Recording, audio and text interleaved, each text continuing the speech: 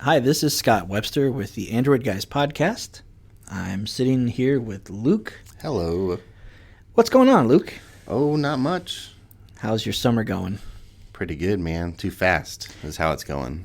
You have kids that are getting ready to go back to school, so you Yes. have to start thinking about that stuff. Can't wait.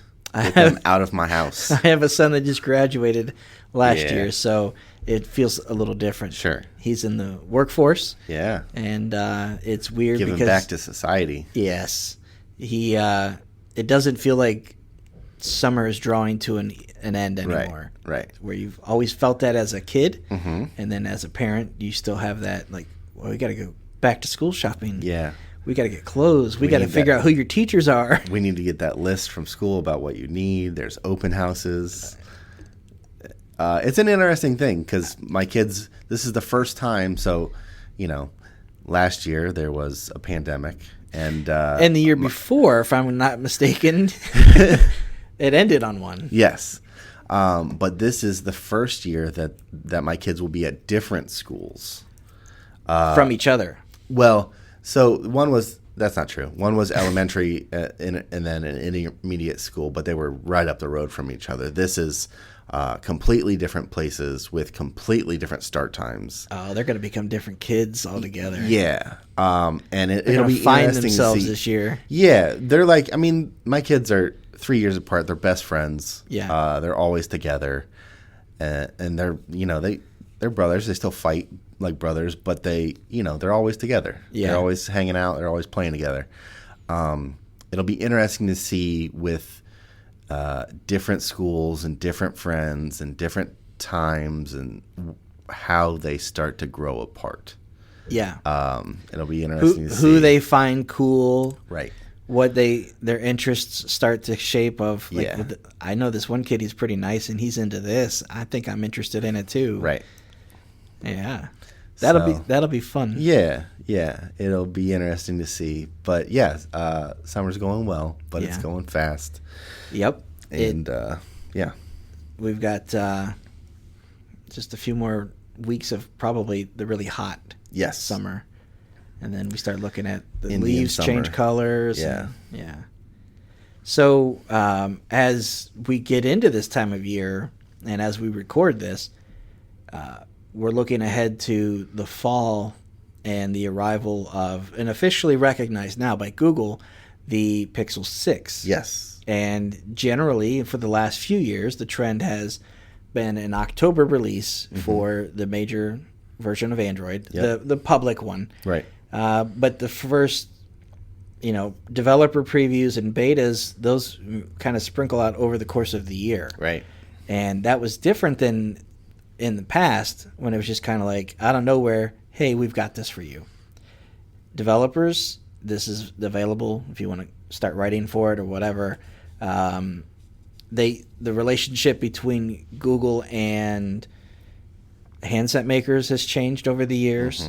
Now they kind of work together and they have a chance to have things ready to go. So when this fall season does hit, there are phones that can arrive running Android. Right. 12 will be this year. Right. And the Pixel 6 will come out, and the Pixel 6 Pro. So as we kind of looked at that over the last few months, we decided it would be interesting to kind of take a journey through time and look at the different versions of Android. Right. What went into them, what made them special, what was noteworthy to say, hey, we've added this. We think consumers want this or need this.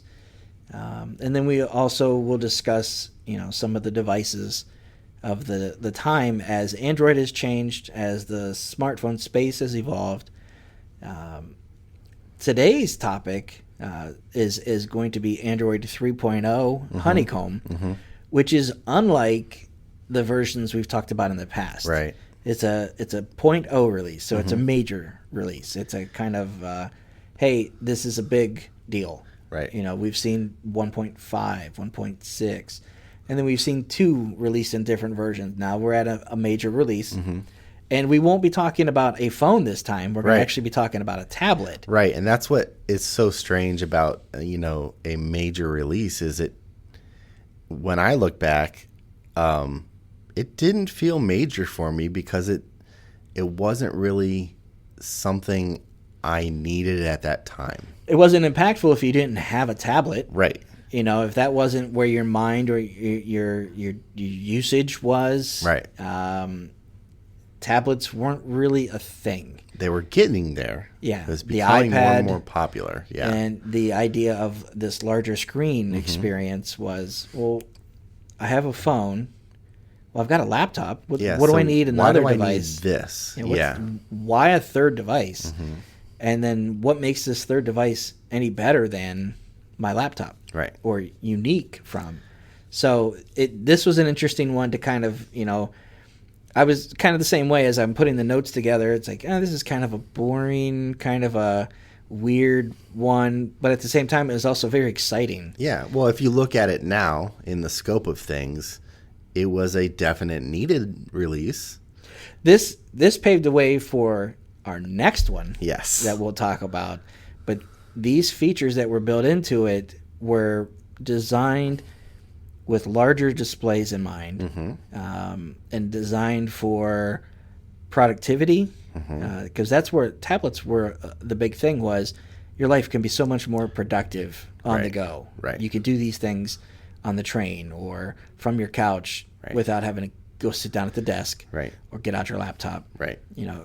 Also keep in mind at this time, Chromebooks are still kind of finding their feet. Yes. You know, and so it's like, what's the point in buying a tablet, which will, you know, spoiler alert, are really expensive compared to a laptop. Like, why would I do this? And, you know, so let's talk a little bit about Android 3.0, Honeycomb, and we'll also talk about a tablet. But before we do, as we always do before we kick it off, let's paint a picture. Yeah. Now we're talking February 22nd, 2011. Okay. So the next year, but not that far down the road. We flipped the calendar, but we're only going from December to February. Right. So again, it's like, geez, already with something Another new? release? But this, you know, it's a 3.0. It's a release for Android, but it was easy to go, oh, this isn't for my phone.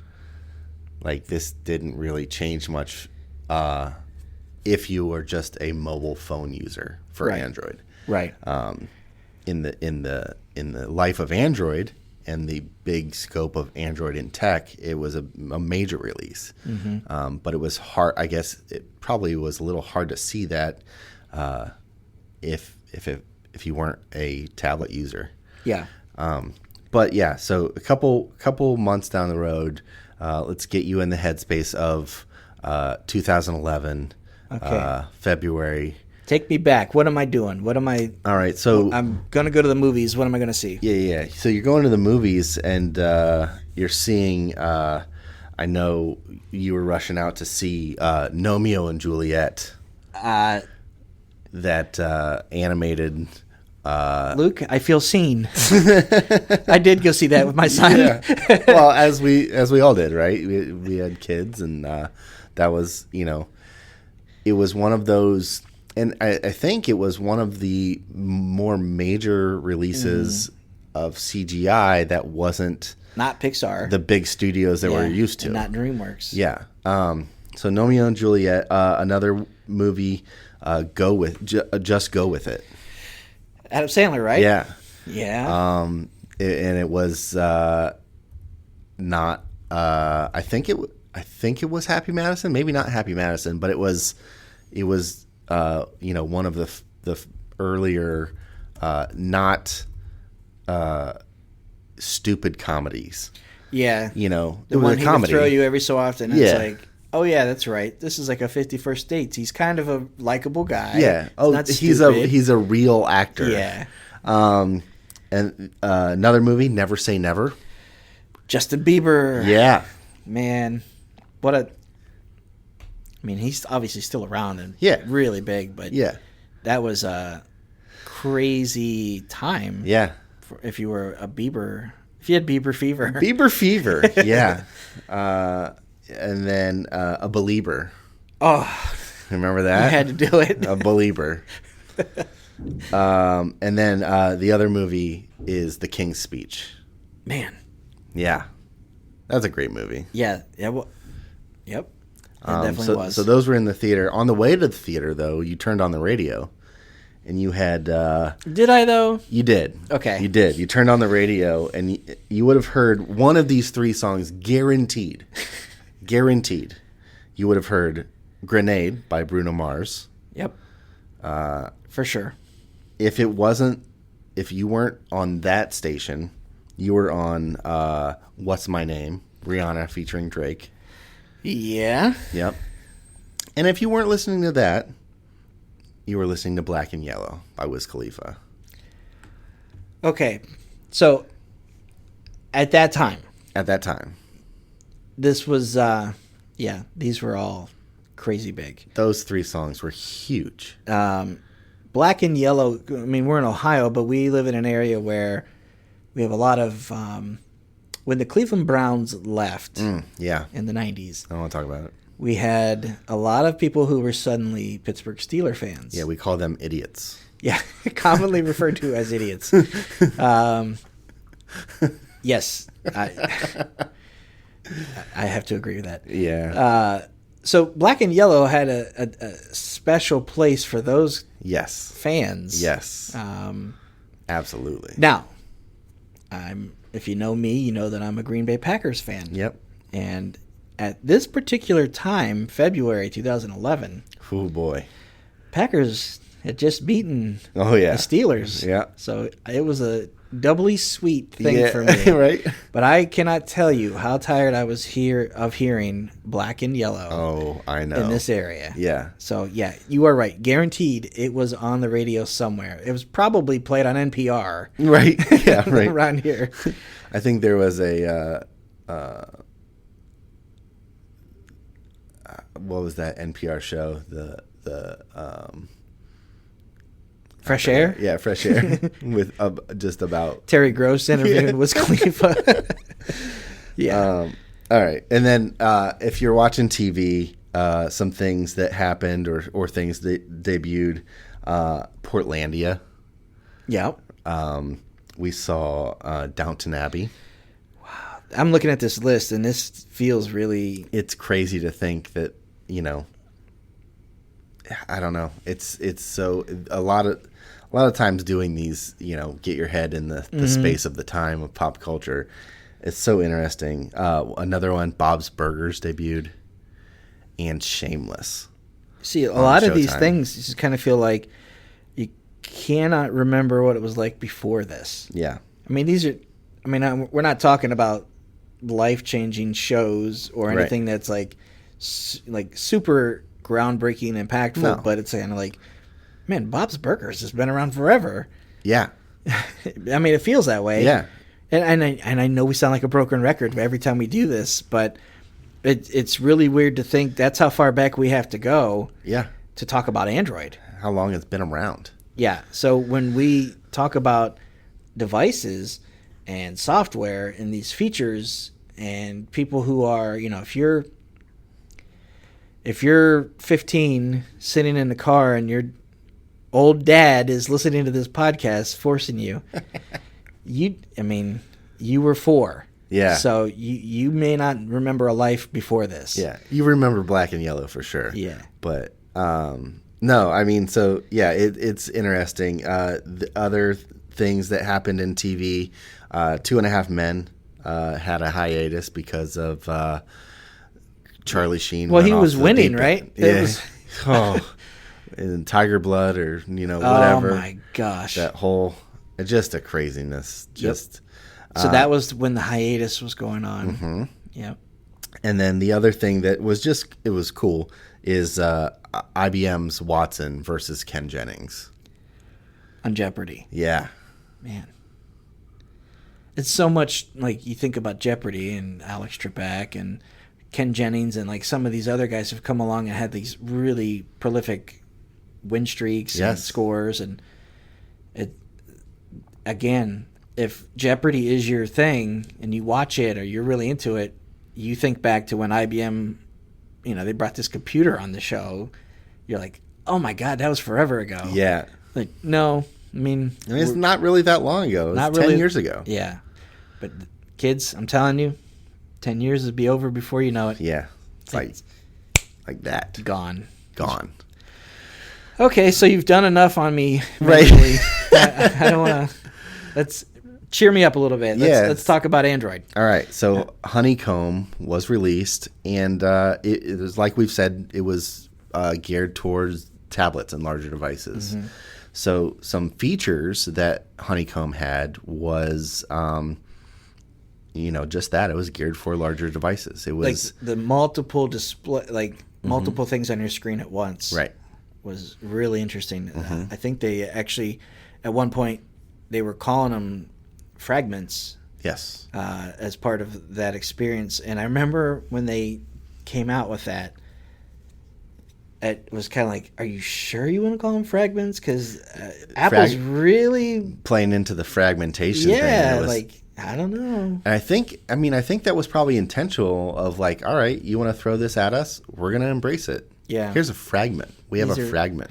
And I remember having a tablet and being able to see when a developer would write an app that took advantage of Honeycomb. Because we did have some tablets kind of sneaking out. Sure.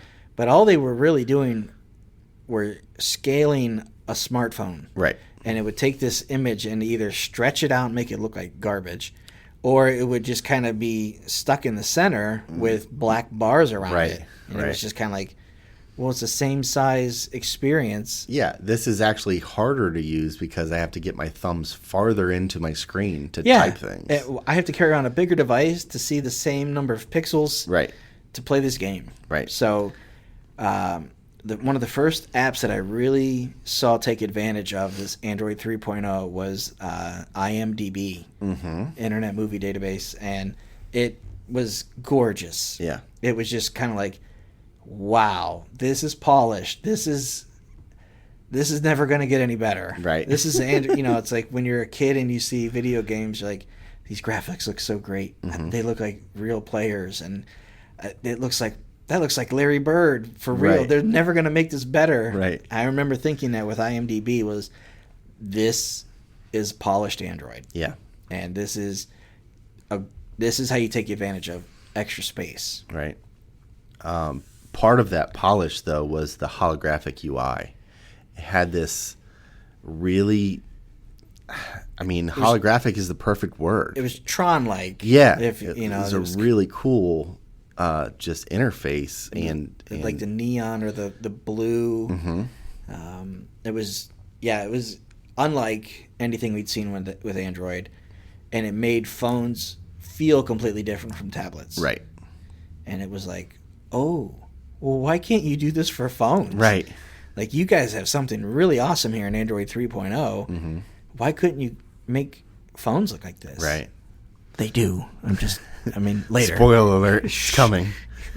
That it had support for multiple pane apps. Yes. And that's, to be able to kind of go, like, with widgets. Yeah.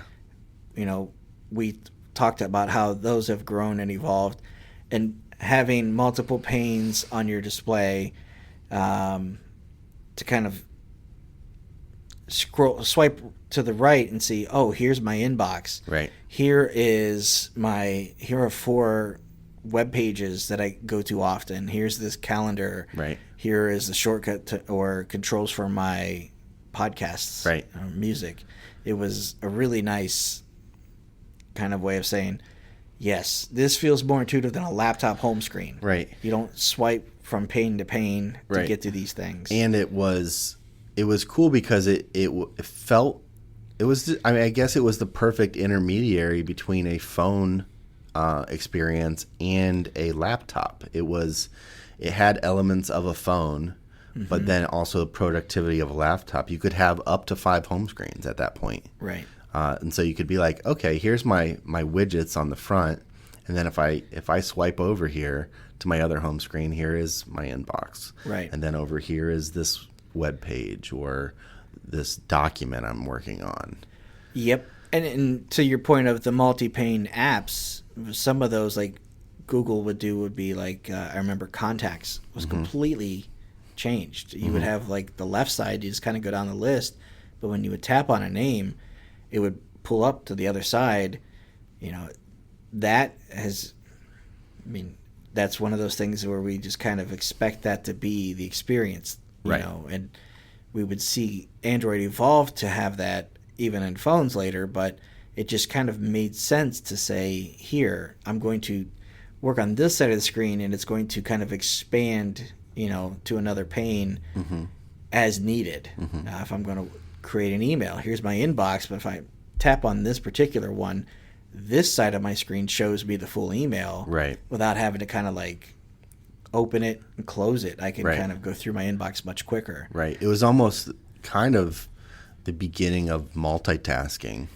Real productivity. Yeah. From your, without having to sit down at a PC or a laptop. Right. And that brings up perfectly segments into the next update part of Honeycomb was how they updated the browser. Yeah. To feel more like the experience of a computer, of a desktop. And they build that into Android later, and being able to, I don't say later, but at this point, where you pull out your phone and you start to type in, like, you went to a website and you're like, I need to go back. Like, it syncs. Being able to see your history, being able to kind of go in and feel like you could pick up where you left off, whether it was on a phone or was on the Chrome browser on a PC. Right. And at that time, it felt like, hey, this is actually a much better version of Chrome. Right. This is closer to what you've been using on a computer. Right. Without having to buy a computer. Yeah, there were tabs, so you could have multiple pages open. And again, that speaks to the tablet use case, where you couldn't truly appreciate that on a phone. Right. So for people who are like, I want Android 3 on my phone, you didn't. Yeah. That was kind of a common misconception of, when am I getting this? Right.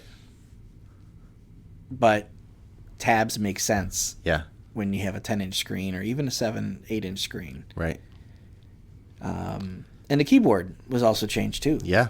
That was a big thing, because you had soft keyboards, so you would tap them out. We've kind of almost left physical keyboards behind at this point on devices. Yep. And so to have a soft keyboard, to tap that out when you had a 10-inch display or thereabouts, the keyboard felt right. Yes. It didn't have the tactile clickety, the spacing is different, but you truly could, if you wanted to, lay your tablet down and kind of tap out, write an email. Right. That was, it was a short layover from Android 2.3, and it was going to be another short layover to Android 4.0, but 3.0 felt like it had to come about, if only for tablets. Right. Because that was a growing market space. Yeah. And you're still trying to convince people you need to buy these. You should buy these. Right. But getting into the specifics of a device, these things were crazy expensive. Right. So, but it was one of the device we're going to talk about was one of the first ones that was, this is worth it. I could see myself using this because of what it can do. Luke, I bought one of these. Yeah, you did. We're talking about the Motorola XOOM. Yeah. XOOM. I went to the mall and shelled out $800. Oh boy. Now, just so you know, I still have it. Yes. It's around here somewhere. I don't know if it's the sentimental side of me, but I couldn't wait to get my hands on this. I was sold on it. I was at in Vegas and saw the XOOM and couldn't wait for the retail availability, and I went out and bought it. Yeah. Told my wife later. Yeah. Yeah. It's a business expense, honey. Yeah. I'm gonna write this off. I don't know if Motorola is going to send me one of these, you know, but the Motorola XOOM was like the first real kind of like intentional Android experience on a tablet. It was a heavy thing. It was so dense. It was. And again, it goes back to kind of like that G1 versus iPhone. This thing feels so much different. Yes. Like Apple's feels pretty and polished and consumer ready. This thing feels stark and utilitarian and right. You sure it's final? Yeah. It had a nice matte black finish. My favorite thing to do at the time was to hand it to people and ask them, and I would time it to turn it on. Yeah. Because it had this like hidden power button. So everybody searches the edges. Everybody's feeling around the sides and looking on the front.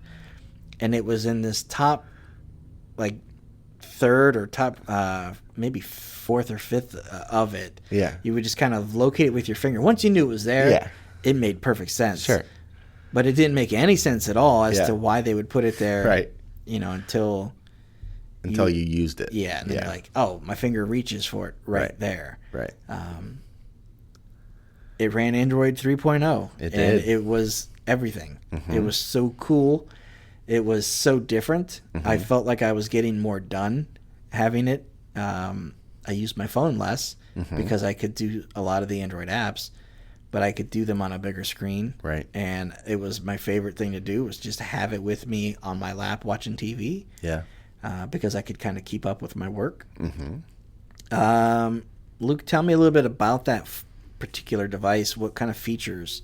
Yeah. So it had an NVIDIA Tegra chip, the Tegra 2, which is a 1 gigahertz CPU. And that's something that NVIDIA had kind of played around with, and they were in the space for a while. Yeah. Making their own tablet even for a while. But the Tegra was just kind of like, we saw this at a point. Texas Instruments used to make processors. Motorola used those. This was a Tegra chip. They no longer really do that. NVIDIA has completely pivoted to the graphics Shield cards. and graphics cards and kind of stayed in a particular lane. But at this time, this has a Tegra 2, and it was like, oh, that's a beast. The benchmarks that were getting leaked and the specs that were coming out, you were like, I have to have that thing. Well, and it was NVIDIA. That's a big name. Yeah. That was a really big name in computing in general. Yep. So people were going, oh, this has an NVIDIA? Yeah. Like, I know that name. I bet your games look awesome on that. Exactly. Which... You paired that processor with how much memory? Oh, man. 1 gig. Yep. I mean, that was screaming. Yes. On paper, you just look at that and think, I should have no problem running anything. Yep. I should never even think about stutters, lags. I should be able to open apps and hop around, do everything. Yep. Now, if you're listening to this podcast, we're recording it in August 2021. Today's mid-range phones have 4 gigabytes of RAM. Sure. And, octa-core processors. So But everything had to start somewhere. Some context, this is where you're getting into a gigabyte of RAM. Holy cow. Yeah. That's like a laptop at that point. It felt like. Right. And then it had 32 gigs of storage with a micro SD card. Yeah, that was actually had to be enabled. You're right. After the update. I do remember that. There was an update for it. It had the feature, it had the slot in there if you wanted to put it in, because I had to go to Verizon to buy this thing. And I basically bought it unlocked. It wasn't subsidized, so that's why it was $800. But it had that slot where you would put your SIM card or the micro SD. Yeah. And it was, as you said, after an update, enable that extra storage. So 32 was also, again, a lot of storage. Yeah. Where today. And I mean, it's because it was geared towards that. I mean, it was geared towards being able to store files, PDFs, things that you needed for productivity. Because of the size of the device, you could put in more storage. Right. You didn't have to kind of like worry about how thin you needed to make this, how light. Right. It was like, this thing's already big. Yeah. Why not go from 16 to 32? Right. Well, and then, I mean, it was big. It was a 10.1 inch screen. Yeah. It was, and it felt, I mean, what were the specs? 1280 by 800. So this was, we talked last episode about Gingerbread enabled support for the 1280 by 800. Right. So that's where we are on this, and it felt like this is crystal clear. This is great. And having spent time with, like a Samsung Galaxy Tab or 7-inch, you could really start to see the difference in tablets. Right. So you want that, 1280 by 800 it felt great. Yeah. Looking at emails and things, you wanted that on a big screen. And today's tablets are much, much higher resolution. Right. But 1280 by 800, 10.1 inch, this was pretty much the standard setting for display sizes. I don't know why we didn't just do 10-inch displays. Right. It's always 0.1. Yeah. There's probably something in there mathematically or something that makes sense as to why they don't stop at 10. Maybe it's aspect ratio. Yeah, maybe it's a 10.1 inch display, but after bezel and something, maybe it gives you a true 10-inch look. It's possible. Who knows? Pre-cooked weight, right? Quarter pounder. Yeah, exactly. And then this had a 5 megapixel camera, which was interesting to me to have a tablet to have a camera. Yeah, I mean I've had multiple tablets, Android and iOS tablets, and I think I can count on one hand how many times I've actually taken a picture with it. Mm-hmm. And it's probably usually the front facing, right, for selfies or video chat. Right. Rear camera was. It was interesting. I think the thing that I remembered people using it for, I didn't really do it that much, but there are you started to see at this time a lot of PDF converter software. Yeah. So you could take a picture of a document and it would convert it to a PDF. Yep. Or if you had an Evernote and you were sure. You were working in an office, you just hold the tablet up, snap your picture. Yeah, of a whiteboard or grid or whatever you're doing. You could add that stuff in, which was nice. One use case that they don't really ever point out, but people seem to love to use these rear cameras on tablets, is to take them to recitals and sporting events and to stand up and hold them above their heads and take these pictures so that everybody in attendance behind them can see what that image is going to look like. Shame on you people. You don't need a tablet for that. Yeah. Stop taking your tablet to concerts and recitals. Yeah. Use your phone. Yeah. Or just don't. Live in the moment. Yeah, how about that? Remember what it was like to go somewhere and just have to remember it? Yeah. And not look at here's an idea. Why don't we get our tablet out and take pictures of a fireworks display? Because we'll look at those again, right? Man. Yeah, so it also had a 2 megapixel front facing camera. Yep. Which made sense for a tablet if you're using it as a productivity tool and kind of communication.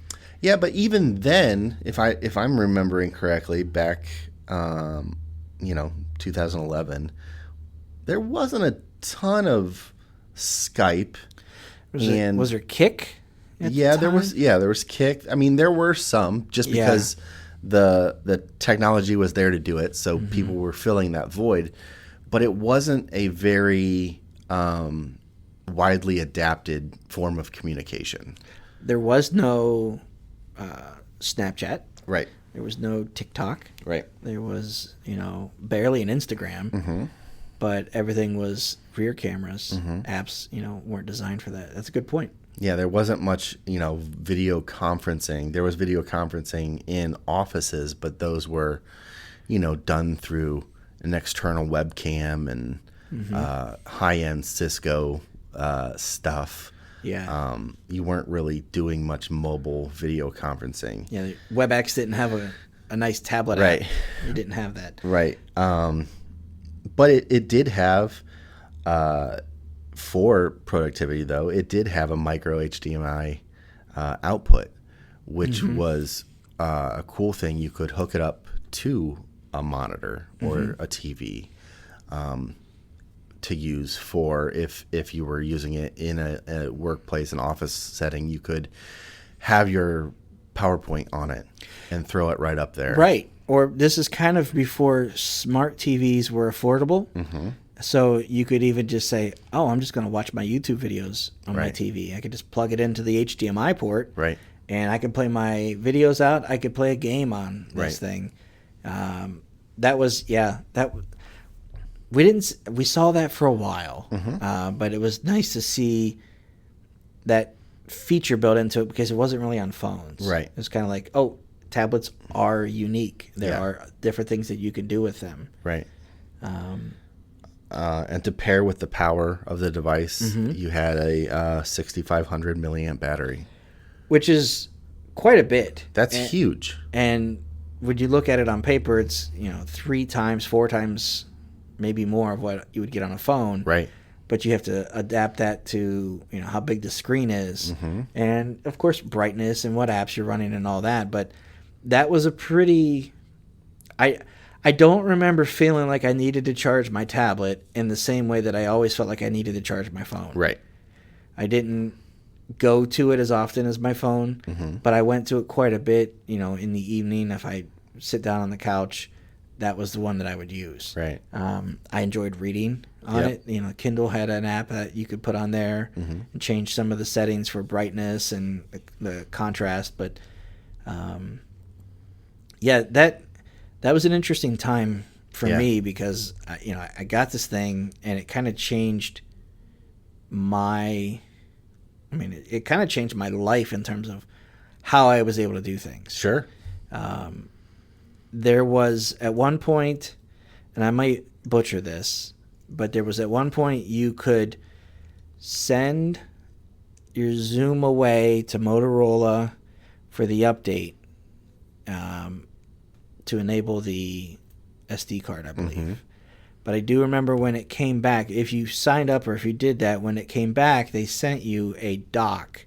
Yeah. So it was like I don't call it a puck, but it was kind of like this dock that you could, and it had a really long cord. I remember, this is really the reason I held on to it for so long was because I could dock this thing, and it would kind of give it a continuous power, but I could have it standing basically a 10-inch display before there was a smart display. Mm-hmm. Before we had, the stuff that we have today, Mm-hmm. I could have this thing on my desk that was, I could glance at it and I could pull up maybe my emails on that. Mm-hmm. Or I could put YouTube on and watch that Right. without having to use one of my laptop screens. Right. So it started to kind of, I did that for a long time, or Right. I used it as a media player. Yeah. I had, Sonos. I would use it just to kind of control that. I had Google Play Music, so I would listen to music through that, but it would be Bluetooth to speakers. Right. It was kind of like an entertainment hub. Yeah. Kind of control. Yeah. It was starting. We were starting to see more uses for those kind of quote unquote smart devices than just productivity. Yeah. The other thing that we were seeing from tablets, and I think the reason that they needed to be there, was a separation from your constant input of a phone. Mm-hmm. So when you were mobile and you had to respond to emails, you could turn your phone on silent, and then you could focus on doing emails and writing, if you need to do an Excel doc or write a paper or something, without having text incoming or phone calls incoming. Yes, and there are plenty of people that I talk to who use tablets more as a passive kind of thing. I just use it because I like to read books on here or magazines and consume content in a way that I don't on my phone. Right. It's nice to just have this, and I can my subscriptions to magazines, because they were offering them at the time in the Play Store or Android Market, where you could subscribe to magazines. Right. Or you could get PDFs of magazines, check out books from your library. Right. It just kind of became this well, this is better. It doesn't make sense to do this on a laptop. Yeah. And it surely isn't as fun to read on my phone. Well, and I also don't have to carry around 10 magazines and 3 books. Yeah. I have them all on one device. Yep. Yeah, it's I mean, you could argue that Chromebooks and connected devices and all these other things kind of killed tablets. Sure. They still exist and still have certain needs, but a 7-inch tablet could still take advantage of this Honeycomb stuff. Yeah. It just wasn't quite as big, but now you have phones that are routinely 6.5 inches. Sure. Have almost the exact amount of screen real estate as some of these early tablets. Just have been polished along the way. Right. And then it's just always difficult to sell against Apple and its iPad. Right. So that's one of those, they create one model or 2 models every so often. They get thinner, and it's just this, you have one experience. You don't have to say, well, what's the difference between this LG and this Toshiba laptop or tablet? So this is a point where I don't want to say it gets muddy, but it starts to open up different doors and have different conversations of like, do I need a tablet? Should I get one? Yeah, what would I do with it? Where do I get one? Mm-hmm. Like, same place as your carrier for your service, So then, tablets, would go all over the place. We'd find out we'd still have these premium priced ones. Yeah. And we had ones that would support, and I do remember one of the key features is that you could put a Verizon 4G SIM card in there. So that was one of the selling points of an LTE or a connected tablet. So we would see Wi-Fi only ones. We would see ones that would have, lesser specifications. And at Black Friday, you would see these RCA tablets for like $49. Right. Well, I'll just get that. I'll just get this Kobe or whatever, This thing stinks. Well, yeah. Yeah. It's $50. It's because you got it at Kmart. Right. For $69, or you picked it up at Rite Aid. Right. When you were grabbing candy. So, tablets, this is the real kind of like start for tablets at this point for Android tablets. So I think that's it for me. Yeah. For Android 3.0. Honeycomb. Coming up next episode, we will get into 4.0, which is ice cream sandwich. Yeah. But we don't have to go very far.